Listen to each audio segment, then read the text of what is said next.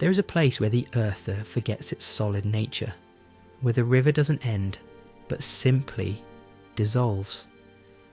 This is the brown gold, millions of tons of Himalayan silt, flowing like the blood of the continent. In the West, we call this a flood.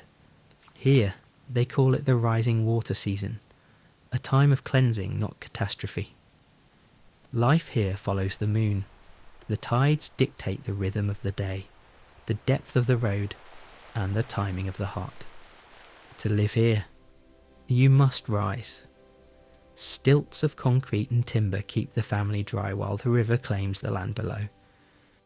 And when the earth is gone entirely, you build on the water itself, a home that breathes with the tide. The monkey bridge, a single pole of bamboo, a test of balance that every child here masters before they can run. Before the world wakes, the river becomes a city, a marketplace without a single paved road, the Kaibeo, a silent language. If it hangs from the pole, it is for sale, simple, honest, effective, and weaving through the chaos, the dragonflies, the coffee boats carrying the fuel of the morning, steam, condensed milk and broth, serving a community that never stops. The boat is the soul. These eyes watch the depths, warding off spirits and guiding the traveller home.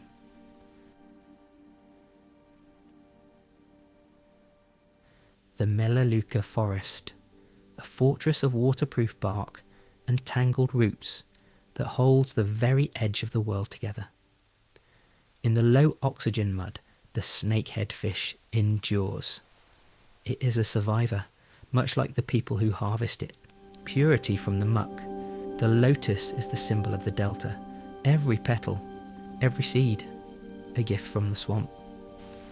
Surrounded by water, yet thirsty for rain, the terracotta jars catch the sky's bounty, the only pure drink in a silty world. The vertical garden. When the fields drown, the farmers build rafts.